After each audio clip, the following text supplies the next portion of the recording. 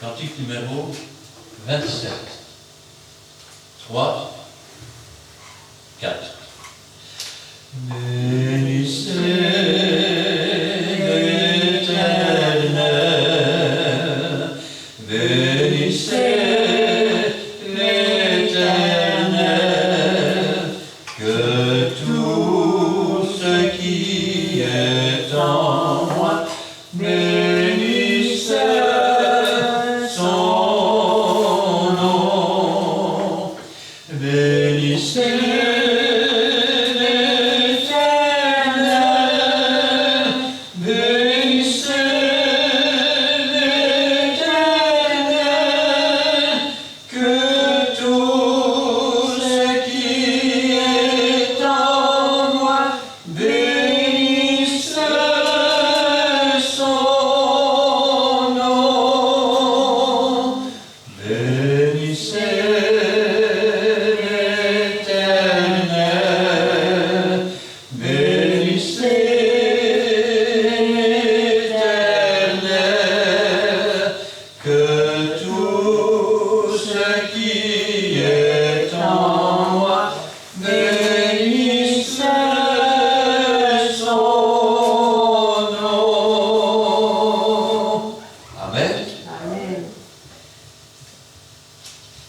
le numéro 34.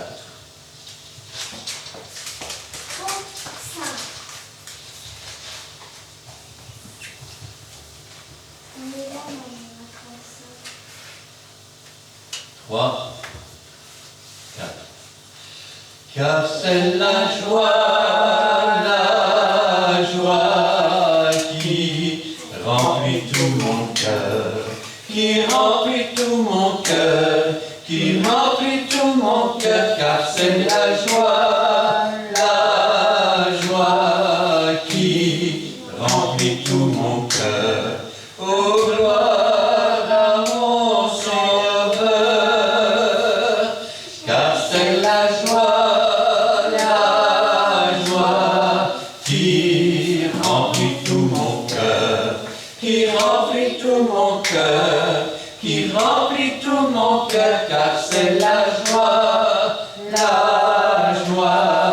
qui remplit tout mon cœur. Oh, gloire à mon Sauveur. Amen. Amen. Amen. Et le numéro 24.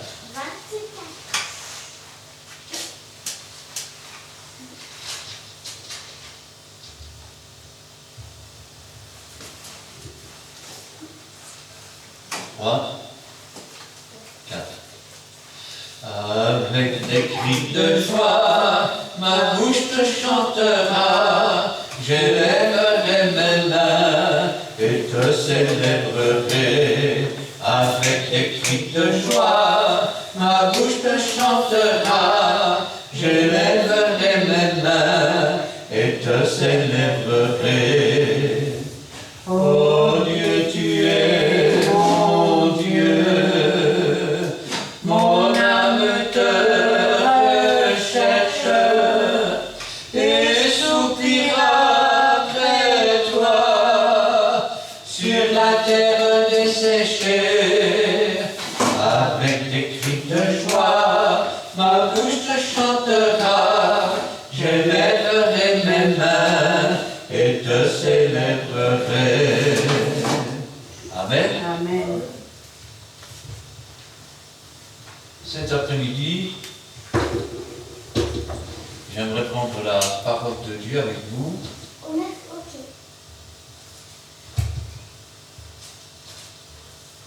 Dans l'Acte des Apôtres, chapitre 1.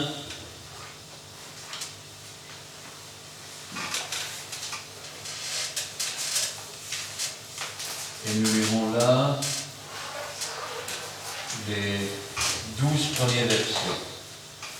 Je vais demander à Cindy de remettre la parole du Seigneur entre ses mains et Gina nous fera la lecture.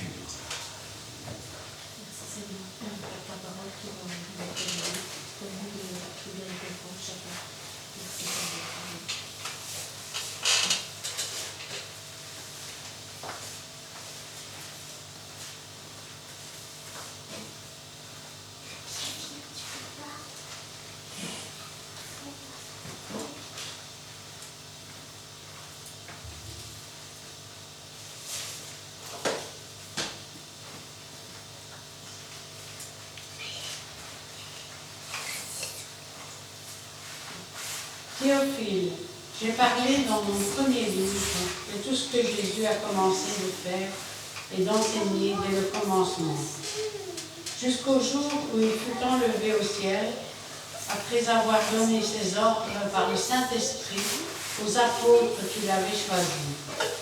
Après qu'il eut souffert, il leur apparut vivant et leur en donna plusieurs preuves, se montrant à eux pendant 40 jours et parlant des choses qui concernent le royaume de Dieu. Comme il se trouvait avec eux, il leur recommanda de ne pas s'éloigner de Jérusalem, mais d'attendre que le Père avait promis. Ce que je vous ai annoncé, leur dit-il. Car Jean a baptisé d'eau, mais vous, dans peu de jours, vous serez baptisés du Saint-Esprit. Alors les apôtres réunis lui demandèrent, Seigneur, est-ce en ce temps que tu rétabliras le royaume d'Israël?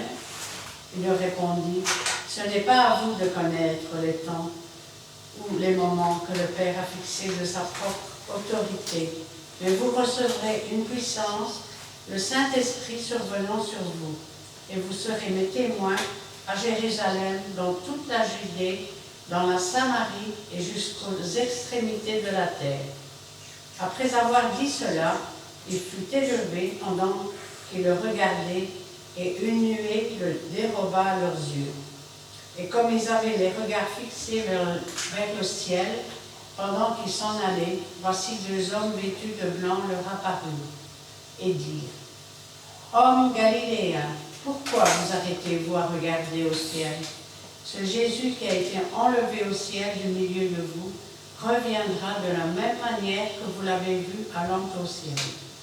Alors ils se retournèrent à Jérusalem de la montagne appelée des Oliviers, qui était près de Jérusalem à la distance d'un chemin de sabbat.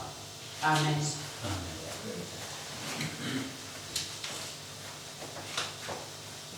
Aujourd'hui, j'aimerais parler de choses dont on ne parle jamais, ou très peu. Alors, Théophile, j'ai parlé dans mon premier livre de tout ce que Jésus a commencé de faire et d'enseigner dès le commencement, jusqu'au jour où il fut enlevé au ciel, après avoir donné ses ordres par le Saint-Esprit aux apôtres qu'il avait choisis. Parlons de ces autres livres qu'il a envoyés à Théophile. Cet autre livre n'est autre que l'évangile de Luc. Alors, Luc a-t-il connu Jésus personnellement? Ça, c'est une bonne question, non? Alors, certains vous diront, notamment chez les catholiques, que Luc, eh bien, il faisait partie des 70 disciples. Personnellement, je ne le crois pas. Je pense que Luc n'a pas vraiment connu Jésus marchant sur la terre pendant son ministère. D'ailleurs, si on lit la première page de l'évangile de Luc, et le premier verset, écoutez bien ce qu'il dit.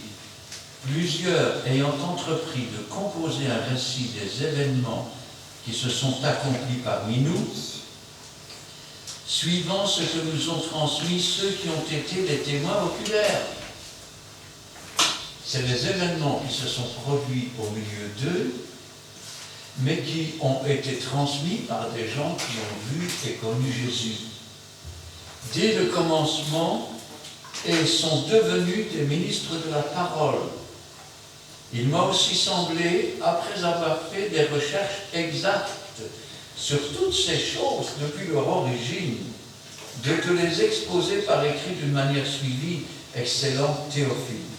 Alors si on lit l'évangile de Luc, on voit qu'il a été cherché loin dans ses recherches, puisque la plupart des évangiles ordinaires commencent par ou la généalogie de Jésus avec sa naissance, ou alors simplement un petit mot, Jésus étant né à Bethléem, comme le dit le prophète, mais lui va rechercher jusqu'à Zacharie, jusqu'à son épouse, 6 mois avant la naissance de Jésus. Et quand on regarde ses explications, on voit qu'il nomme notamment des gens qui dirigeaient à l'époque. Et son évangile ainsi que les actes des apôtres d'ailleurs. Les actes des apôtres ont été publiés vers l'an 100. Alors on pourrait penser qu'il n'a pas connu non plus les actes des apôtres et que peut-être il s'est renseigné. Seulement, en ce qui concerne les actes des apôtres, nous avons, je vais dire, quelques exemples ici dans Acte 20, verset 3, où on parle des voyages pour la Macédoine en Grèce, c'est Paul. Et puis il se rendit en Grèce où il séjourna 3 mois. Il était sur le point de s'embarquer pour la Syrie quand les Juifs lui dressèrent des embûches. Alors il se décida à prendre la route de la Macédoine. Il avait pour l'accompagner jusqu'en Asie Sopater de Bérée et Pyrrhus, Aristarque et Second de Thessalonique, Gaius de Derbe, Timothée, ainsi que Tychique et Trophime, originaires de l'Asie. Écoutez bien, ceux-ci prirent les devants et nous, ils s'incluent dedans, et nous attendirent à Troas. Ce qui signifie que même si Luc n'a pas connu Jésus personnellement, je veux dire, quand je dis personnellement, je veux dire en chair et en os marchant sur la terre, nous pouvons dire qu'il a accompagné l'apôtre Paul, puisqu'il s'intègre dans le groupe.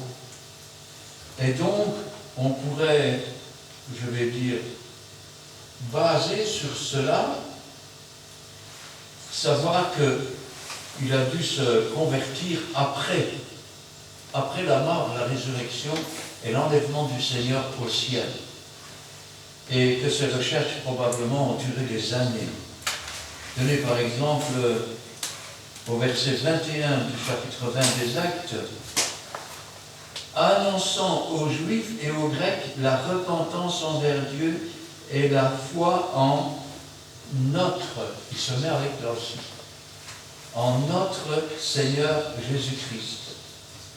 Alors, voilà pour, je vais dire, situer un peu le personnage. Je ne pense pas qu'il ait connu Jésus marchant sur la terre, mais ses recherches sont vraiment, je vais dire, pointues, dans la mesure où il n'a lésiné sur aucun détail, aucune question, où il a cherché la réponse. Alors la question que j'aimerais poser aujourd'hui, et vous cherchez-vous la réponse? Est-ce que vous creusez dans ce qui a été écrit? Alors, regardez un petit peu ce qu'il nous dit. C'est son second livre. Et il dit, après qu'il eut souffert, il leur apparut vivant. Là, il ne s'inclut pas dedans. Vous remarquez, il ne dit pas, il nous est apparu vivant. Mais il leur est apparu vivant. Vous voyez, quand on creuse, on voit que Luc est quelqu'un qui s'est converti après que Jésus a été enlevé au ciel. Nous avons vu aussi que pour, je vais dire, un petit instant, un certain Théophile, que je ne connais pas, mais qui apparemment l'avait mandaté pour faire ses recherches. Et que dans son premier livre, il a raconté, d'après le témoignage de ceux qui ont vu Jésus, qui ont marché avec Jésus, pas un lui-dire. Et d'après ces témoignages, il a fait ce que tout bon évangéliste fait, il a fait un évangile. Une bonne nouvelle. Et puis ici, il continue pour Théophile et il va lui raconter une suite. La suite, c'est les actes. Parce que les paroles, elles sont bien jolies, mais les paroles sans actes, ça sert à quoi? Ça sert à rien. La foi sans des œuvres, elle est morte, elle est inutile. Or, la foi vient de ce qu'on entend, et ce qu'on entend vient de la parole de Dieu. Alors, Jésus s'est montré à eux pendant 40 jours, et il parlait des choses qui concernent le royaume des cieux. Vous remarquez que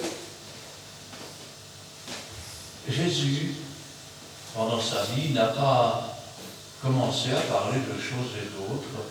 Il a parlé des choses du royaume des cieux.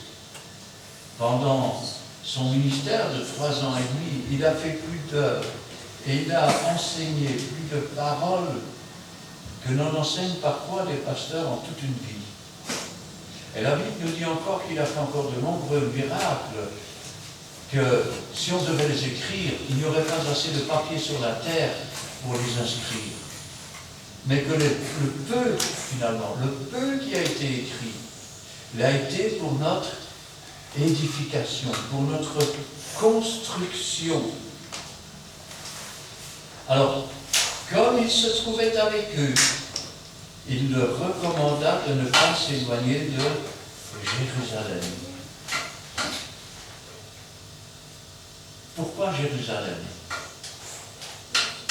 Parce que tout commence à Jérusalem. Jérusalem, c'est la capitale d'Israël. Eh oui. Et quand, je vais dire, la parole doit sortir, elle doit sortir du peuple juif. Car le salut vient des Juifs. Et pour ceux qui ne le sauraient pas, ne vous en déplaise, Jésus était un Juif. Mais que signifie Juif? Juif signifie louange de Dieu. Et Israël signifie lutteur avec Dieu. Alors, comme il se trouvait avec eux, il leur recommande de ne pas s'éloigner de Jérusalem. D'ailleurs, au moment où il va partir, il va leur dire: faites des disciples. Et il dira: commencez par Jérusalem. Allez jusqu'aux extrémités de la terre. Ce qui veut dire que la façon de répandre un commencement, c'est Jérusalem. Et quand on a fait le tour de la terre, eh bien, la fin, c'est Jérusalem. Si vous partez maintenant en ligne droite et que vous ne déviez pas, quand vous aurez fait le tour de la terre, vous viendrez exactement là où vos pieds s'étaient posés. Alors, pourquoi leur dit-il cela? Parce que Dieu a un plan et le plan doit commencer à Jérusalem. Alors, quel est ce plan? Rappelez-vous ce que disait Jean-Baptiste: moi, je vous baptise avec de l'eau pour vous amener à la repentance. Mais il vient après moi celui qui est plus puissant que moi. Je ne suis pas digne de délier la couronne de ses chaussures ou de porter ses chaussures suivant les traductions. Lui, il vous baptisera de feu et du Saint-Esprit. Et le baptême, même du Saint-Esprit, commence, je vais dire, par un endroit. C'est vrai que dans beaucoup d'églises, on s'attache beaucoup aux endroits. Et je me rappelle par exemple d'une sœur qui avait rendu témoignage pendant une réunion, et après la réunion, les chrétiens avaient disparu comme des mouches qui s'en vont, ou bien comme des abeilles qui courent après le miel.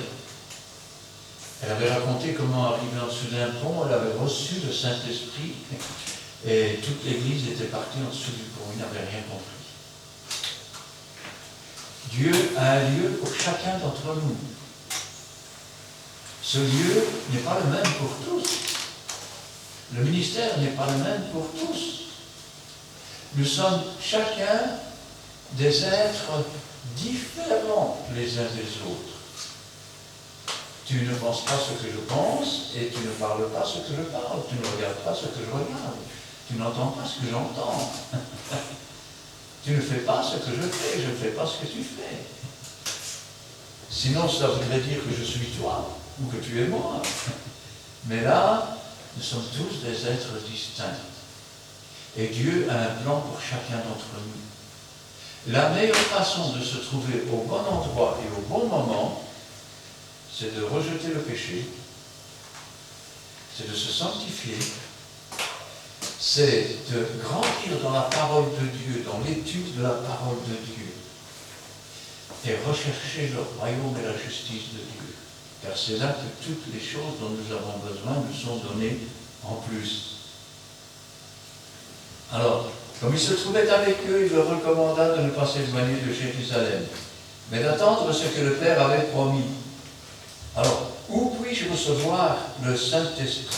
Ou plutôt, recevoir le Saint-Esprit, généralement, ça se reçoit dans l'Église. Eh oui, c'est une chose que l'on ne voit pas, mais déjà, pendant la prédication, le Saint-Esprit vient vous convaincre de péché, de justice, de jugement.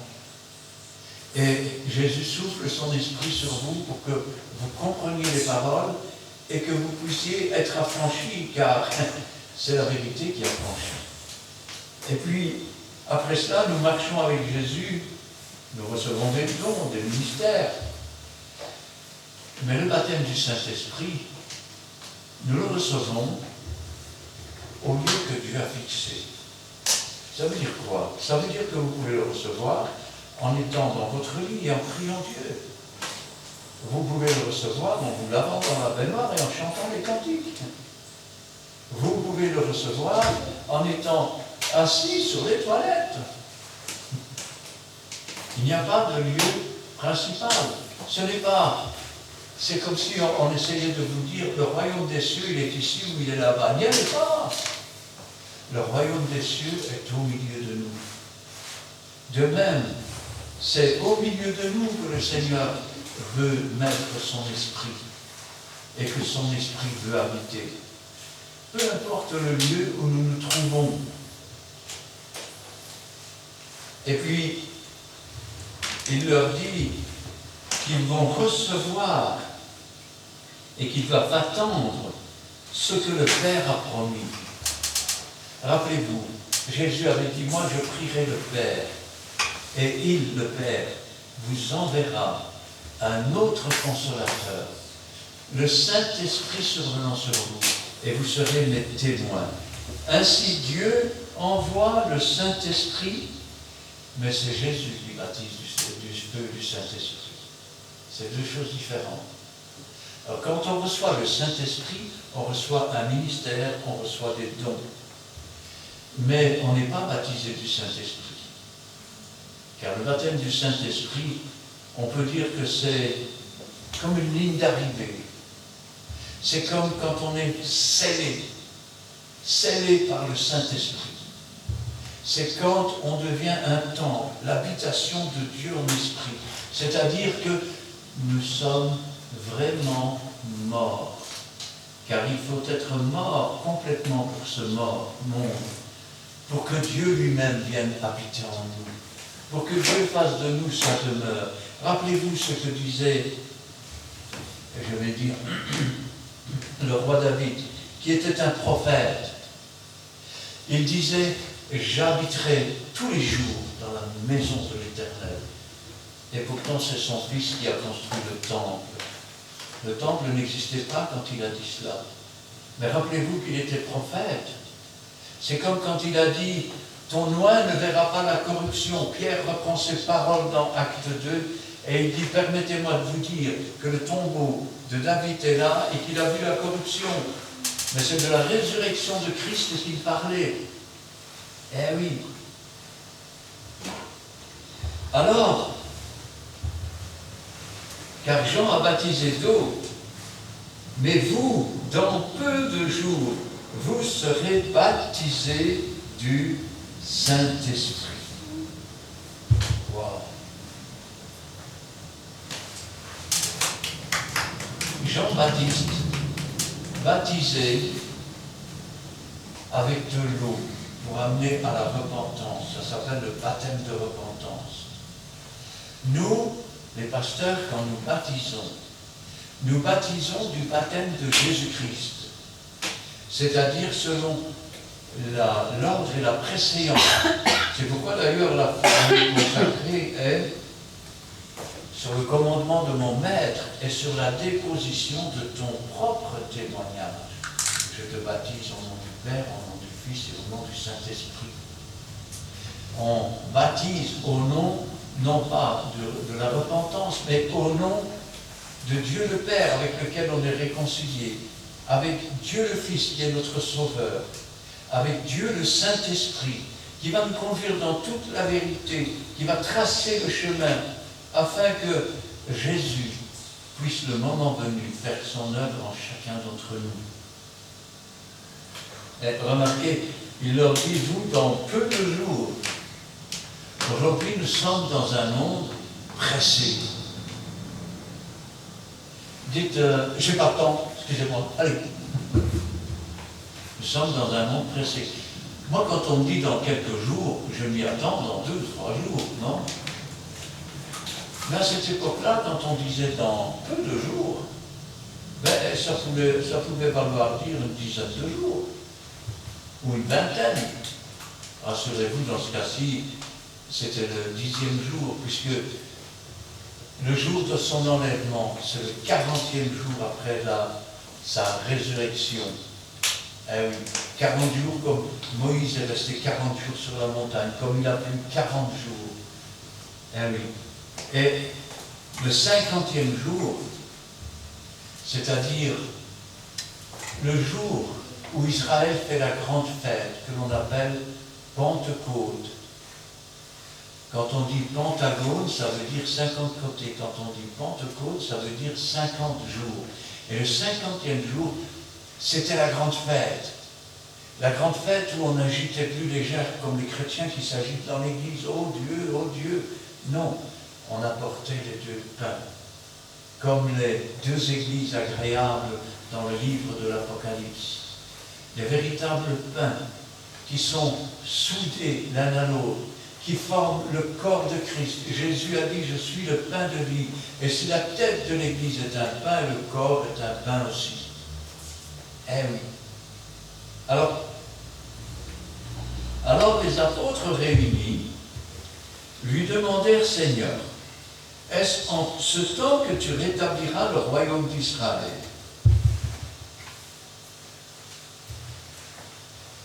Ce n'était pas à eux de connaître les temps et les moments que Dieu a fixés dès avant la fondation du monde. Vous savez, j'ai déjà entendu tellement de bêtises. Par exemple, dans les églises pentecôtistes, j'ai entendu dire que ce qui retenait l'antéchrist de paraître, c'est l'Église. L'Église est enlevée, alors l'antéchrist pourra paraître. C'est faux, car Jésus lui-même disait, quand vous verrez l'abomination de la désolation établie, là où elle ne doit pas être, il parlait de l'antéchrist. Eh oui. Mais alors, qu'est-ce qu'il retient? Qu'est-ce qui retient l'antéchrist de paraître? Au temps fixé par Dieu. Il ne paraîtra pas une seconde avant ni une seconde après. Il croit tout maîtriser, mais laissez-moi vous dire que, de même que vous ne pouvez pas choisir la date de votre naissance, il est fixé par Dieu. Vous ne pouvez pas fixer la date de votre mort, elle est fixée par Dieu avant la fondation du monde. De même, ce qui retient l'antéchrist de paraître, c'est que son heure n'est pas encore venue. Rappelez-vous, quand Jésus est arrêté, il dit, c'est ici l'heure des ténèbres.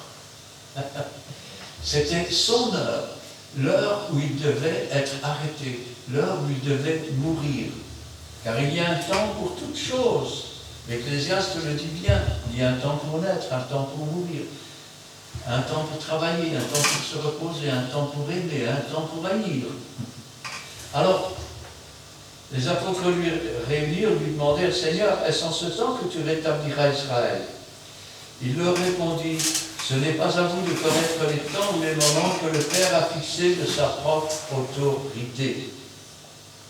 Mais, cependant, malgré que ça ne vous regarde pas, et que ce n'est pas à vous de connaître ces choses, sachez que Dieu va le donner à connaître, car quand le temps fixé par Dieu aura été établi, Dieu fera connaître alors à ses prophètes, il le fera connaître à ses églises, et l'Église saura que Jésus arrive, que Jésus revient. Il en sera comme au temps de Noé, rappelez-vous. Noé savait que le déluge allait arriver. Il ne connaissait pas le jour ni l'heure, mais à un moment donné, Dieu lui a dit, maintenant que tu as bien construit monte dans l'arche, et Dieu lui-même a fermé la porte. Et quand Dieu ferme une porte, personne ne peut l'ouvrir. De même, il nous avertira à ce moment-là, et si nous avons bien préparé, je veux dire, notre âme, pour entrer dans l'arche, dans le secours de Christ, eh bien, Dieu nous dira maintenant, prépare-toi, on s'en va. Rappelez-vous, et vous dites, non, c'est n'importe quoi ce que vous dites, frère. Si, rappelez-vous les 10 vierges folles et les 10 sages. Soudain, on cria, qu'est-ce qu'on a crié? Voici l'époux. Donc, les vierges ont été averties. Elles ont pris leur lampe et elles sont allées à la rencontre de l'époux. Alors, les apôtres réunis demandèrent au Seigneur, est-ce en ce temps que tu rétabliras le royaume d'Israël? Il leur répondit, ce n'est pas à vous de connaître les temps ou les moments que le Père a fixés de sa propre autorité, mais vous recevrez une puissance. Le Saint-Esprit survenant sur vous, et vous serez mes témoins. Vous serez mes témoins. Waouh!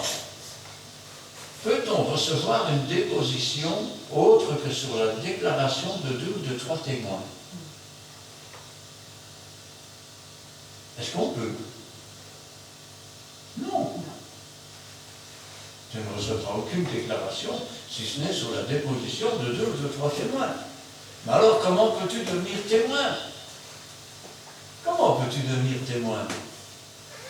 Parce que tu reçois une puissance. Le Saint-Esprit n'est pas seulement rouage, un vent ou une puissance. Il est Dieu, le Saint-Esprit. Il est une personne.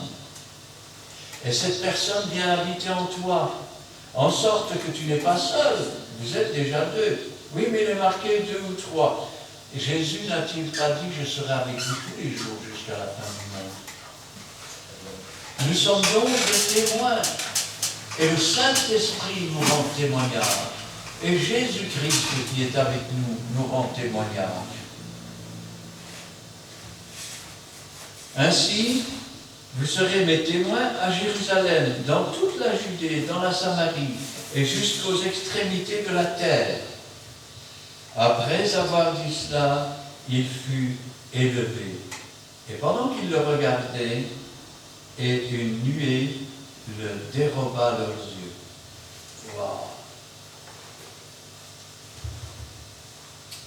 L'enlèvement de l'Église. L'enlèvement de Jésus. Dans la Bible, Élie a été enlevé dans un char de feu.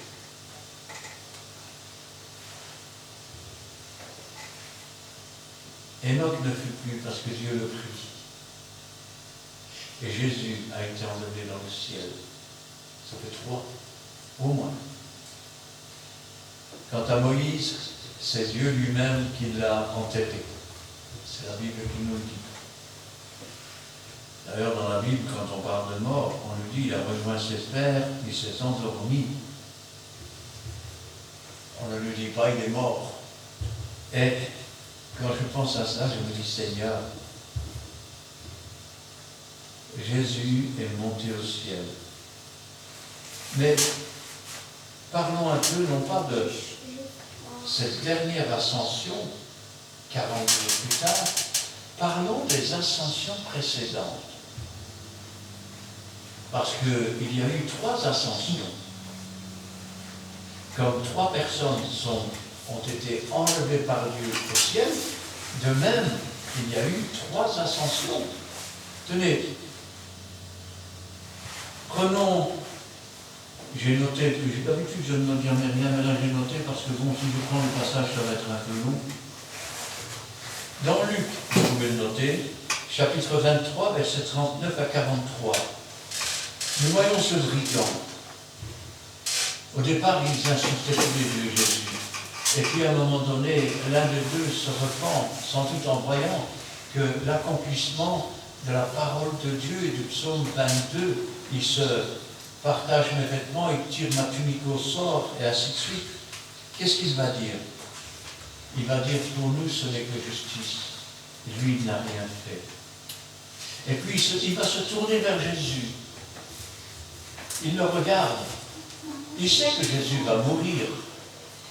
Mais regardez, quelle foi!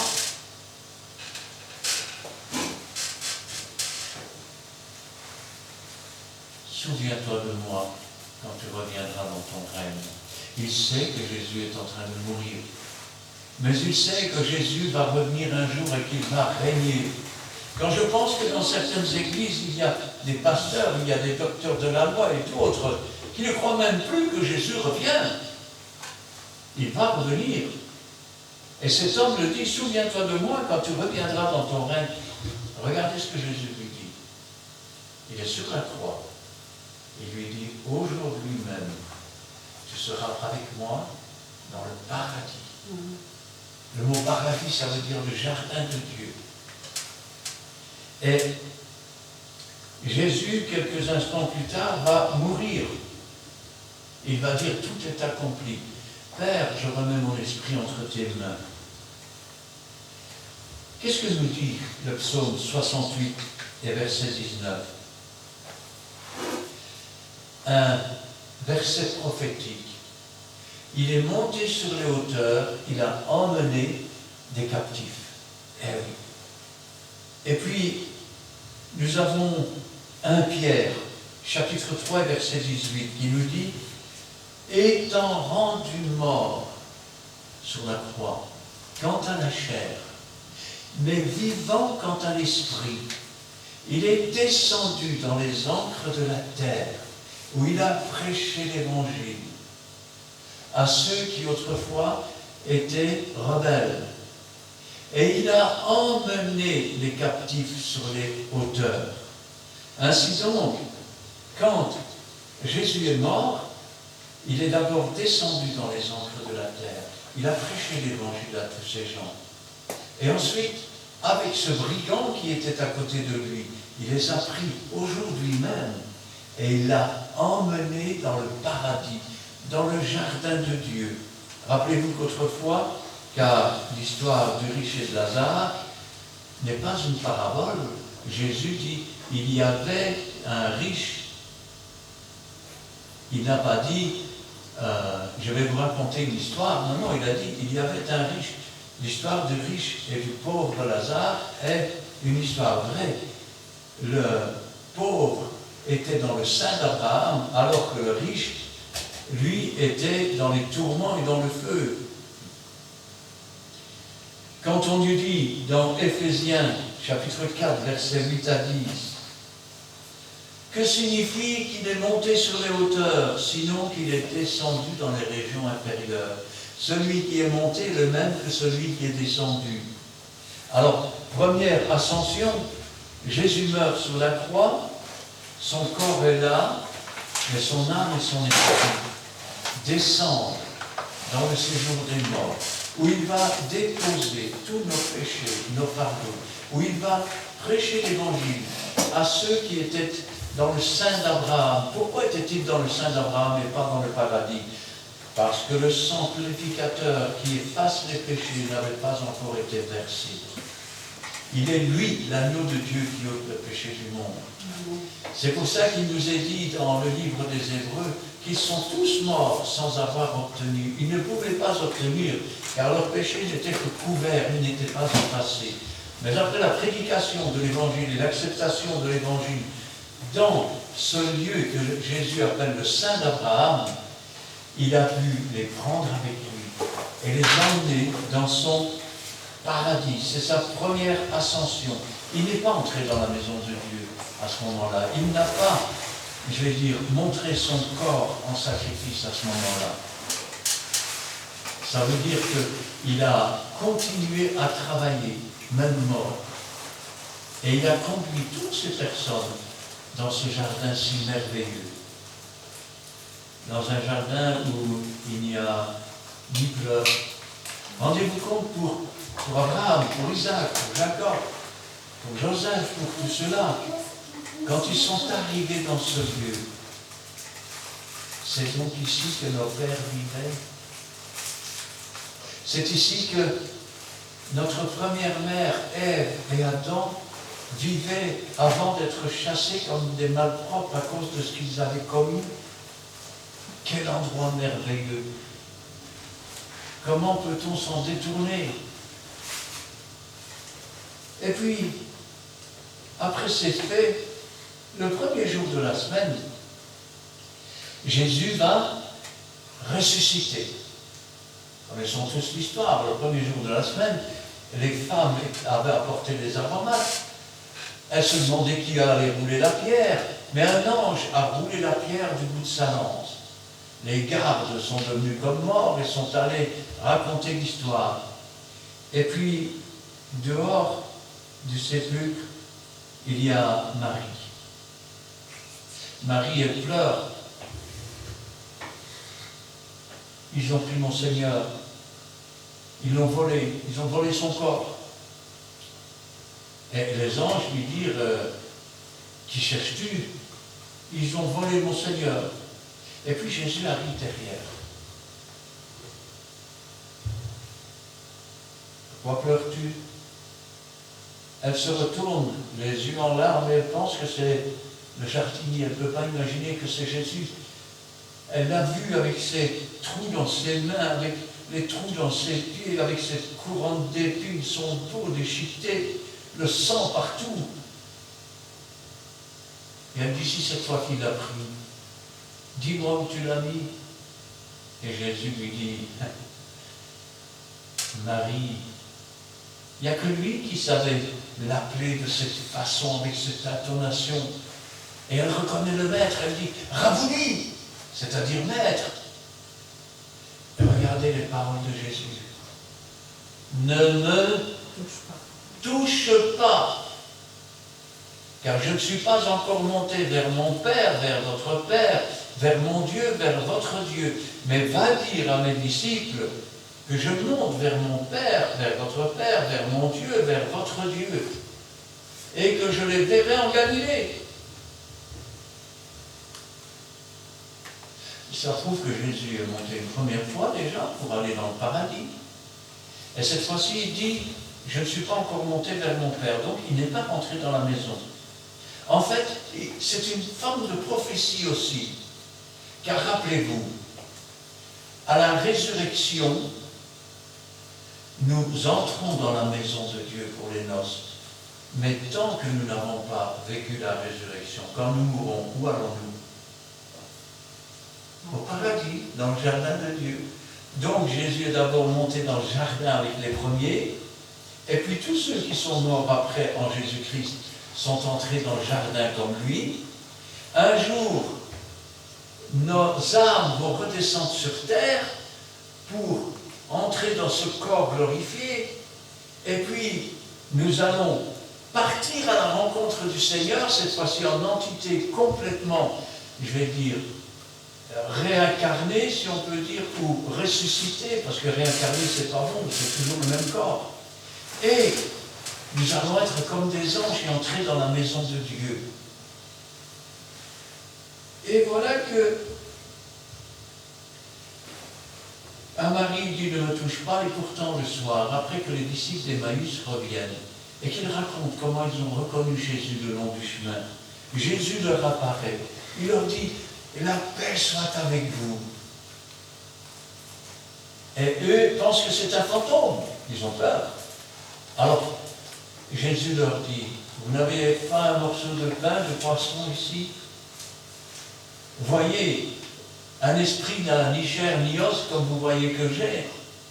Touchez. Ce qui veut dire qu'entre le moment où il a rencontré Marie, près du tombeau, où il a dit ne me touche pas car je ne suis pas encore monté vers mon Père, et le moment, le soir, quand il dit à ses disciples, touchez-moi, ça veut dire qu'il est monté au ciel. Ça veut dire qu'il a présenté son corps meurtri comme sacrifice. Que ce sacrifice a été agréé, car s'il n'avait pas été, je pense qu'il n'aurait pas pu remettre les pieds sur terre. Son sacrifice a été agréé. Deuxième ascension. La première pour monter dans le paradis, la deuxième pour présenter son corps devant Dieu. Et puis nous sommes ici à la troisième ascension, 40 jours après sa résurrection. Et après avoir dit cela, certains évangiles nous disent, pendant qu'il les bénissait, il a commencé à être enlevé au ciel. Et les disciples vont commencer à regarder. Oh, ça alors. Je crois qu'il sera encore là aujourd'hui. Seulement, il y a 2 anges qui vont apparaître et qui vont dire, pourquoi vous arrêtez-vous? Vous entendez, vous qui doutez là?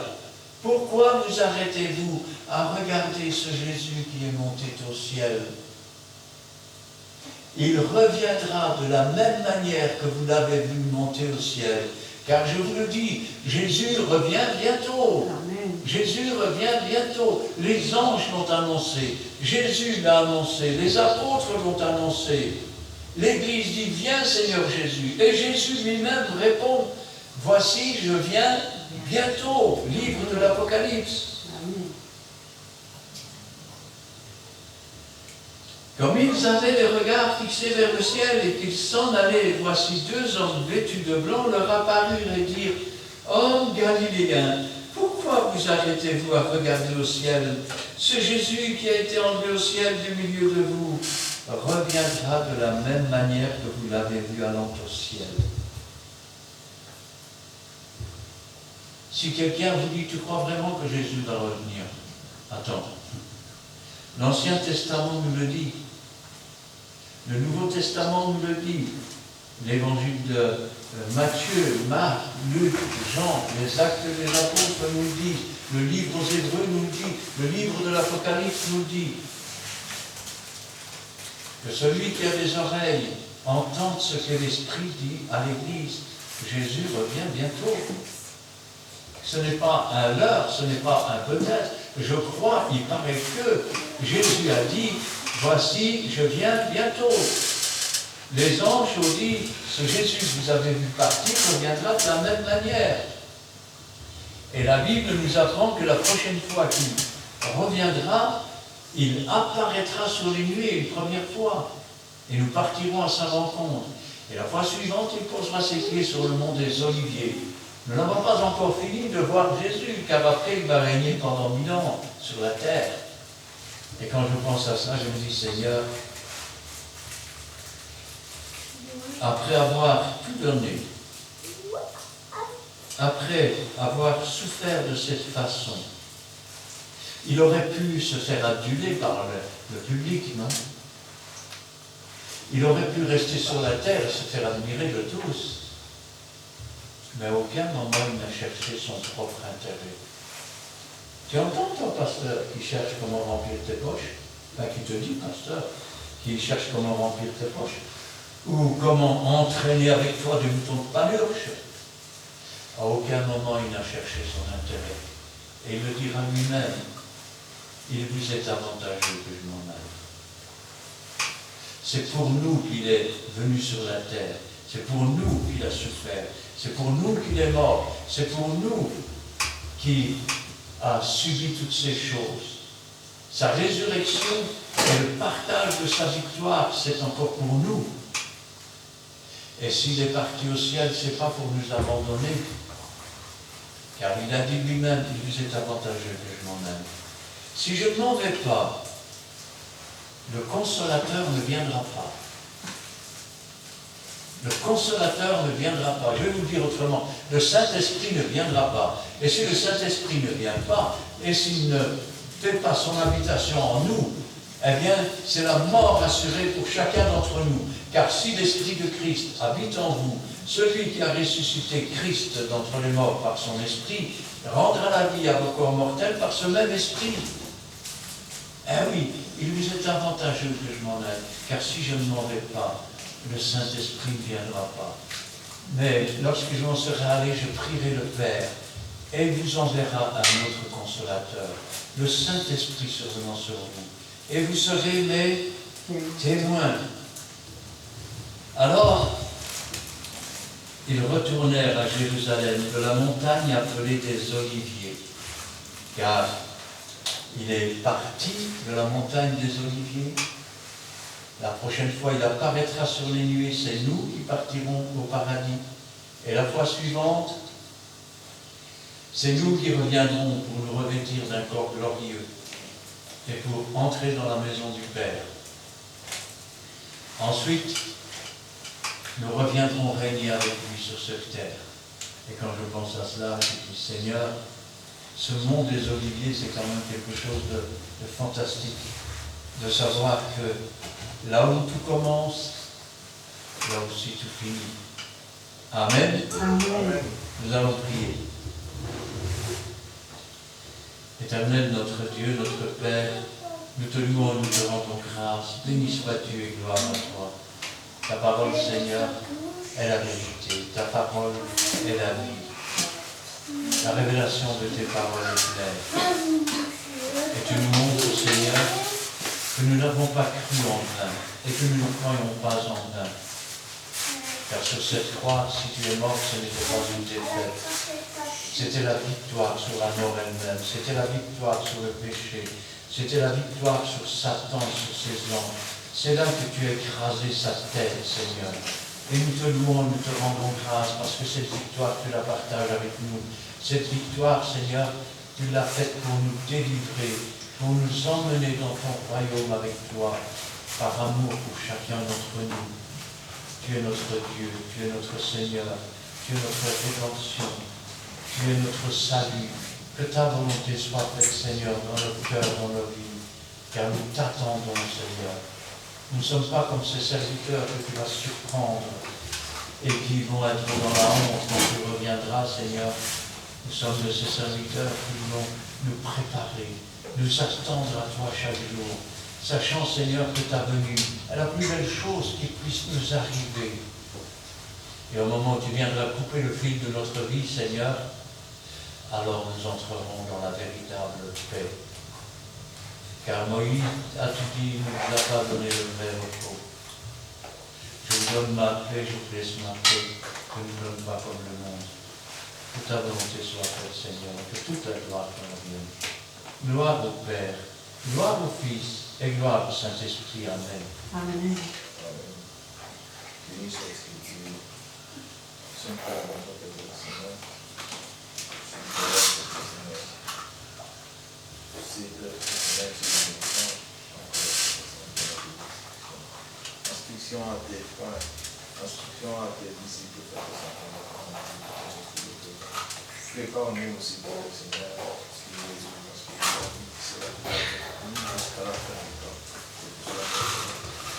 Et nous avons pas le trésor parce que nous avons un seul Dieu, un seul Maître, notre Seigneur, et gloire. Bénis aussi notre chemin de vie. Nous sommes bénis aussi que ce soit comme nous avons sorti ce soir. Merci Dieu pour tout ce que tu es établi dans le Seigneur. Merci. Par le nom de Jésus, Jésus-Christ. Nous avons merci. Amen. Amen. Merci Seigneur pour ta présence, pour ce moment béni passé avec toi, pour cette parole que tu as donnée à chacun de nous par la bouche de ton serviteur. Il nous rappelle dans ce récit de vie ton ascension, après avoir donné tes ordres, tes instructions par ton Saint-Esprit à tes apôtres, à tes disciples. Tu es monté dans ton ciel de gloire, dans ta maison céleste. Tu es assis à la droite de ton Père pour nous préparer une place. Tu es notre avocat et tu intercèdes pour chacun de nous. Tu nous rappelles d'être prêts quand tu reviendras. Tu nous demandes aussi de te rester fidèle, de lire ta parole afin de grandir et de vivre en toi, pour toi et par toi, et de mettre en pratique tes préceptes, tes commandements, car tu nous aimes, tu nous as aimés le premier, et tu veux que nous te soyons fidèles, que nous t'aimons en retour. Oui, nous voulons faire ta volonté, parce que tu es Dieu, tu es notre Père, et nous sommes tes enfants. Nous te devons obéissance, nous te devons respect envers tout ce que tu as fait pour chacun de nous.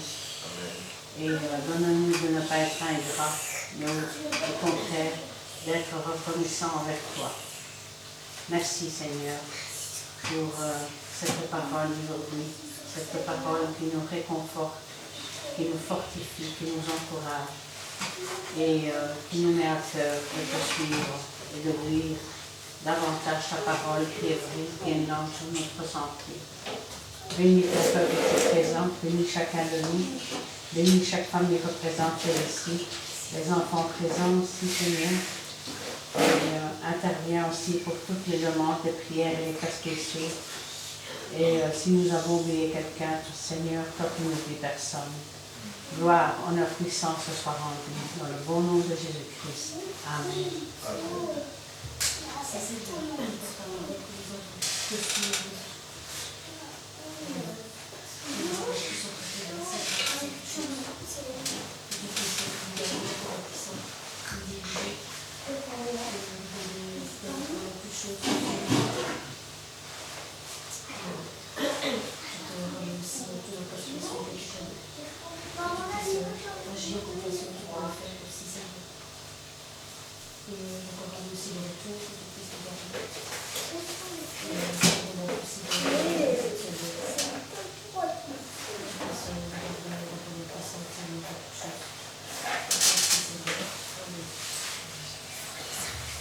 Amen. Amen. Eh bien, nous terminerons avec le 401. Pendant qu'on est en train de prier, je chante.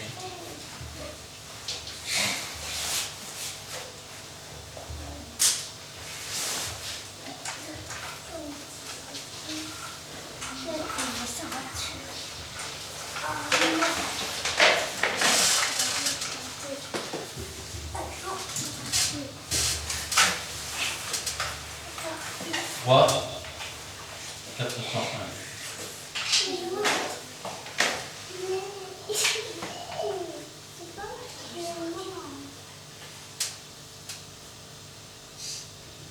Quatre.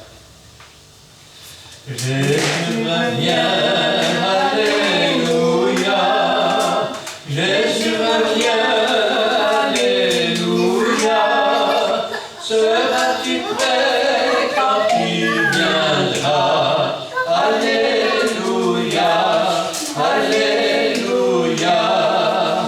Si tu es prêt, il te prendra. Si tu es prêt, il te prendra. Et avec lui, tu régneras. Alléluia, alléluia. Et avec lui, tu régneras. Et avec lui, tu régneras. Et à ses pieds, tu te tiendras. Alléluia, alléluia. Et à ses pieds, tu te tiendras. Et à ses pieds, tu te tiendras. Oh oui, tu te réjouiras.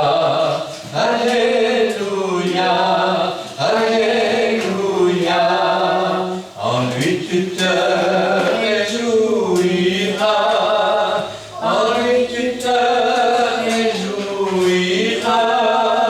Oh, ton nom, alléluia, alléluia, alléluia. Amen. Que l'Éternel te bénisse et qu'il te garde. Que l'Éternel fasse luire sa face sur toi et qu'il t'accorde sa grâce. Que l'Éternel tourne sa face vers toi et qu'il te donne la paix. Amen et amen.